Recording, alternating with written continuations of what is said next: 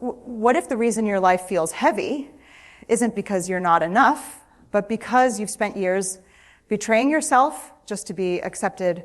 There comes a quiet but powerful moment when something inside you stops begging for approval. You don't announce it, you don't post it, you just feel it. A subtle shift where you realize, I cannot keep abandoning myself to stay connected to people who don't see me. Self-love doesn't begin with candles, affirmations, or perfect mornings. It begins in the wreckage of your old patterns. The moment you stop saying it's okay when it's not okay, the moment you stop laughing at jokes that hurt you just to belong, the moment you stop shrinking your voice so others don't feel uncomfortable. This is not softness. This is courage. You start noticing something strange. When someone disrespects you, your body reacts faster than your mouth. You feel it in your chest, in your silence, in the way your energy pulls back. That's not sensitivity. That's awareness returning home. You begin choosing discomfort over self-betrayal. And yes, it feels uncomfortable at first because your old identity was built on being easy, being pleasing, being low maintenance. But deep inside, you were never meant to disappear to be loved. And here's the truth you start to feel before you fully understand it. Real love cannot grow in soil where you keep abandoning yourself. This is the first sign you are finally no longer willing to leave yourself behind just to stay in the room. There is a turning point in self-love that doesn't look loud or dramatic, but it changes everything. You stop apologizing for simply being here. Not for speaking, not for needing, not for taking up space, but for existing as you are. At first, you don't even notice it happening. It starts small. You pause before saying sorry when nothing is wrong. You catch yourself over explaining a decision that didn't need justification.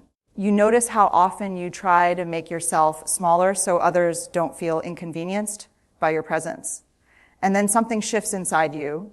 You begin to realize, I have been apologizing for things that were never mistakes. My voice is not an offense.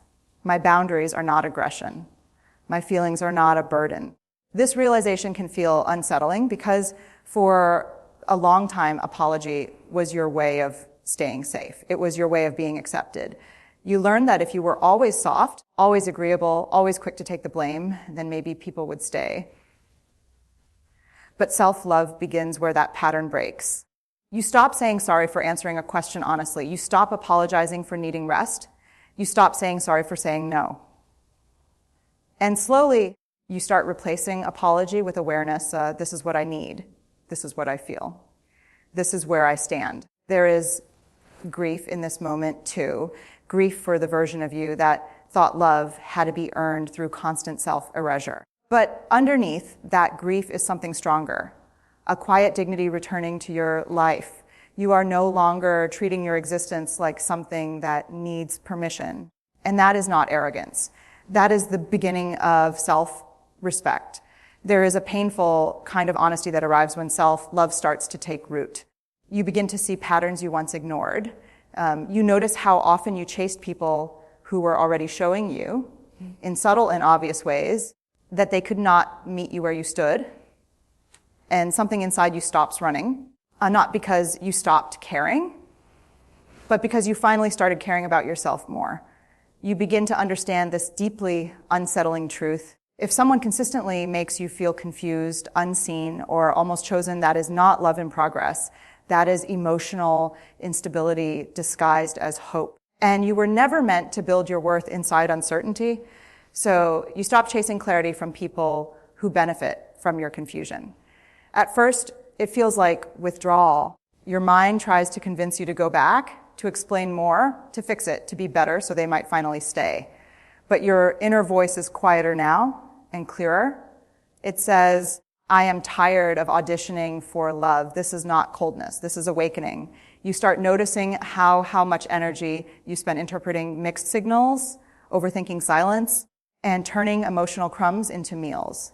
And now you see it differently. Love that requires you to abandon your intuition is not love. It is self-neglect dressed as connection. And something powerful happens when you stop chasing, you start observing. You see who reaches toward you without games, Who shows up without confusion? Who speaks without hiding? And you no longer feel addicted to potential. You start valuing presence. There is a quiet strength in walking away from what keeps pulling you into uncertainty. Because the deepest shift in self-love is this: you stop negotiating your worth in places where it was never truly recognized. There is a moment in self-love when your inner no becomes louder than your fear of disappointing others. At first, it feels unfamiliar, almost rude, almost selfish, because for so long you were trained to override your discomfort in order to keep peace, keep connection, keep approval. You learn to say yes before you even checked in with yourself. But something begins to shift. You start noticing how your body speaks before your words do. The tightness in your chest, the sudden exhaustion after certain conversations, the subtle resistance when you agree to things you never truly wanted. And for the first time, you stop ignoring it. That no is not anger. It is information, it is protection, it is your inner world refusing to be abandoned again. And here is the uncomfortable truth. Every time you ignored your no in the past, you were not being kind, you were slowly disconnecting from yourself. So now, when you say no, there is guilt at first. Old conditioning rises up and whispers you are being difficult, you are letting people down, you are not enough. But you don't automatically obey that voice anymore. You pause, and in that pause, something powerful happens. You choose yourself without needing permission. You realize that a healthy no is not rejection of others. It is inclusion of yourself. It is saying, I matter too. My energy matters too. My peace matters too. You stop over explaining your boundaries. You stop decorating your no with apologies just to make it more digestible for others. And slowly, something inside you becomes steady. Because self-love is not only about what you accept.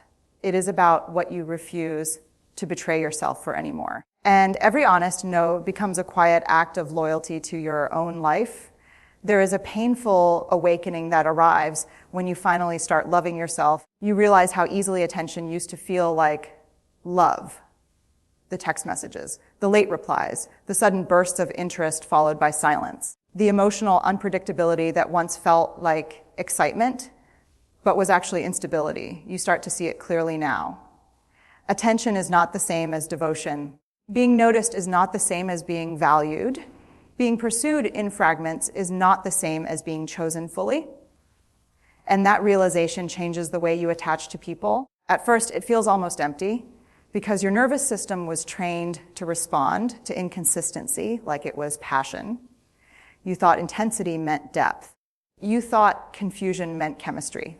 But now you're beginning to understand real love does not leave you guessing where you stand. You start noticing how often you used to overanalyze small gestures. A message meant everything. A delay meant anxiety. A compliment felt like proof of worth, and absence felt like punishment. But now something inside you refuses to live that way anymore. You begin to value consistency over intensity, presence over potential, clarity over chemistry that burns and disappears. You stop romanticizing emotional unpredictability and start recognizing it as instability that drains your sense of self. And here is the shift that feels almost radical. You stop trying to earn attention from people who cannot offer presence. Because self-love teaches you this quietly but firmly. You are not meant to survive on emotional fragments. You are meant to be met fully or not at all. And once you feel that truth in your bones, you no longer confuse being wanted sometimes with being loved deeply. Something changes deeply when self-love starts to mature. You stop needing to win every argument, prove every point, correct every misunderstanding. Not because you've become passive, but because peace starts to matter more than being right. You begin to notice how much of your past exhaustion didn't come from life itself, but from the constant need to defend yourself, to explain yourself, to be understood by people who were not even listening with care in the first place. And slowly, you step back from that cycle. At first, it feels like loss, because your ego was used to fighting for validation, used to proving your intentions, used to making sure no one misjudged you. But underneath that, there was always something more costly: your peace, your energy, your emotional stability. Now you start asking a different question. Is this worth my inner calm? And more often than before, the answer is no. You stop entering conversations that only exist to drain you. You stop reopening wounds just to make someone see what they already refuse to understand. You stop explaining your boundaries to people who benefit from crossing them. There is a quiet power in that shift, not loud, not dramatic, but deeply stabilizing. You realize something important, and being understood by everyone was never the goal. Being at peace with yourself is, and in that realization, you begin to value silence over unnecessary conflict. Distance over emotional chaos, stillness over proving your worth in spaces that never truly honored it. Self-love becomes visible here, not in what you fight for, but in what you finally refuse to fight through. Because peace is no longer something you negotiate. It becomes something you protect.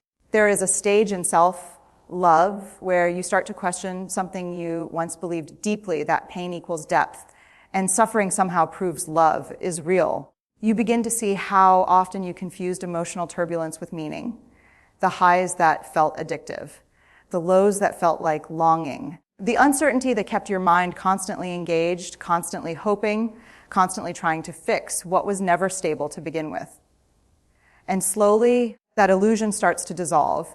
You realize that emotional pain is not a sign of intensity. It is often a sign of imbalance, a sign that something in you was constantly overgiving, overreaching, overholding while receiving too little in return. At first, this realization feels strange because your nervous system was trained to equate chaos with connection. If it wasn't hard, it didn't feel real. If it wasn't unpredictable, it didn't feel valuable.